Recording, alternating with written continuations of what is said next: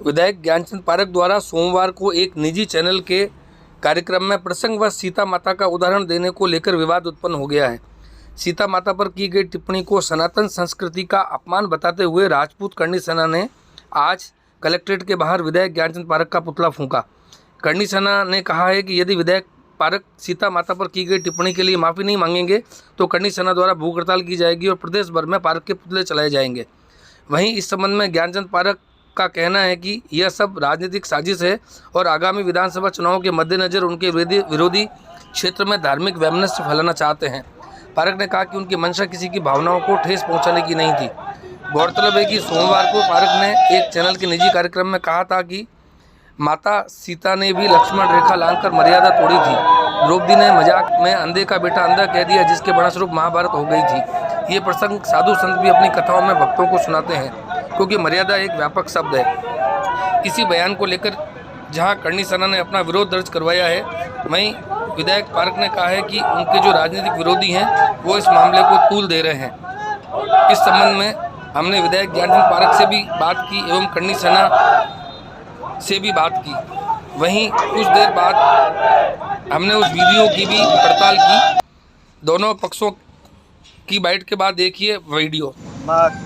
यहाँ के एमएलए ज्ञानजी पारख द्वारा माँ सीता और द्रौपदी के बारे में जो टिप्पणी की गई, जो उदाहरण दिया गया, वो समस्त हिंदू धर्म और सनातन धर्म के लिए कलंक है। और एक समझदार व्यक्तित्व होते लंबे टाइम का विधायक होना, इस तरह का स्टेटमेंट देना और माफ़ी नहीं मांगना, ये हमारे सनातन धर्म की बेइज्जती है। राष्ट्रीय राजपूत करणी सेना अगले 2 दिन में अगर विधायक द्वारा माफ़ी नहीं मांगी जाती है तो उन्हें हम करके दिखा देंगे। जो हम कहते हैं वो करके दिखाते हैं। अगले 2 दिन उनके हैं, तीसरे दिन हमारा है। हम यहाँ भूख हड़ताल पर बैठेंगे और समस्त राजस्थान और समस्त भारत में इन ज्ञान जी के पुतलों को जलाया जाएगा। और उसके बाद फिर भी नहीं मानते, उनके घर से शुरू कराएंगे हम लोग। क्या डिमांड है आपकी? हमारी डिमांड है माफ़ी मांगे, सनातन धर्म की जो बेइज्जती की उसके लिए माफ़ी मांगे वो आदमी। आपका नाम? उमराव सिंह जोधा, राष्ट्रीय राजपूत करणी सेना राष्ट्रीय सचिव।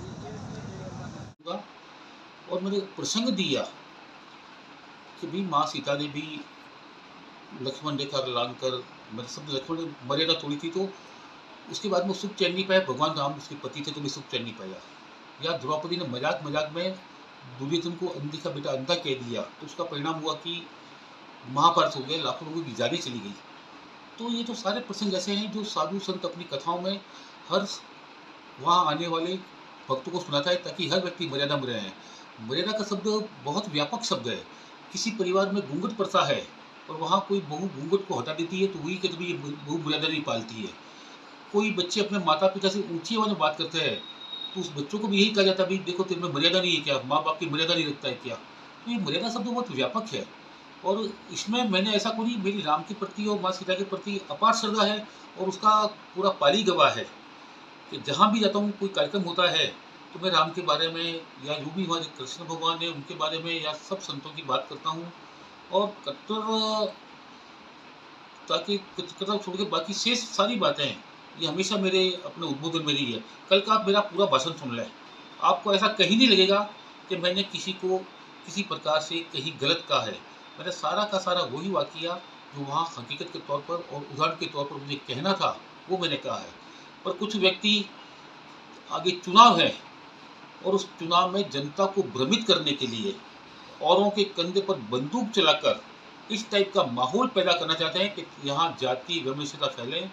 और ये जो पहले भी प्रयास हुआ है, चाहे ओबीसी वर्सेज अदर हुआ है या जैन वर्सेज अदर्स हुआ है, ये सारा का सारा ये राजनीतिक षड्यंत्र है और राजनीति के चलते ये सारा का सारा बदला गया है।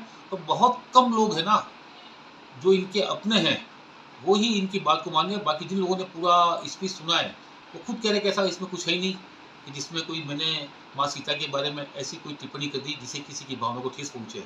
और उसके मान लो भी बाद में कहीं ठेस पहुँचा है तो मैं उसको यही कह सकता हूँ कि मेरा कोई मनसा मेरी नहीं थी। जिनेंद्र जी, मुझे पता है आपके कार्यक्रम की मर्यादा का, मुझे पता है राजनीतिक मंच नहीं है, मैं राजनीतिक बात भी नहीं करूंगा।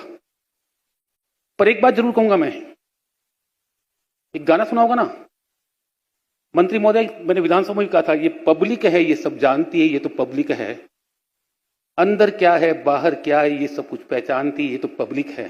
कहीं आवश्यकता नहीं जहां राजनीतिक बात करनी होगी खुल के राजनीतिक बात करेंगे, डंके की चोट बात करेंगे। हमने क्या किया, तुमने क्या किया, तुमने क्या नहीं किया, हमने क्या नहीं किया, हम डंके की चोट कहेंगे।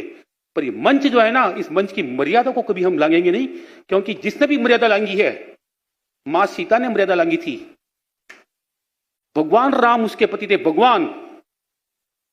पर मर्यादा लांघने का कितना दुष्परिणाम मां सीता को भुगतना पड़ा, उसके बाद कभी सुख चैन उसको नहीं मिला, आप सबको पता है।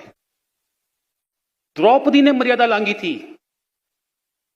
5 ताकतवर पति, शक्तिशाली पति, मजाक में कह दिया अंधे का बेटा अंधा ही है, और महाभारत हो गया उसकी वजह से, और लाखों जाने चली गई। साथियों, मैं फर्स्ट इंडिया वाकई में कह रहा हूं, आप इंडिया में फर्स्ट हो भाई। ऐसा सम्मान कार्यक्रम शायद और कोई चैनल ने कभी किया ही नहीं होगा, जो आप लगातार कर रहे हो। आप वाकई में इंडिया में फर्स्ट हो, कोई कहने की आवश्यकता नहीं। पर हमारा इंडिया भी हर क्षेत्र में विश्व में फर्स्ट हो जाए, उसके लिए हम सबको कहीं ना कहीं अपनी ओर से योगदान देना होगा, हमारा समर्पण देना होगा। आज देश उस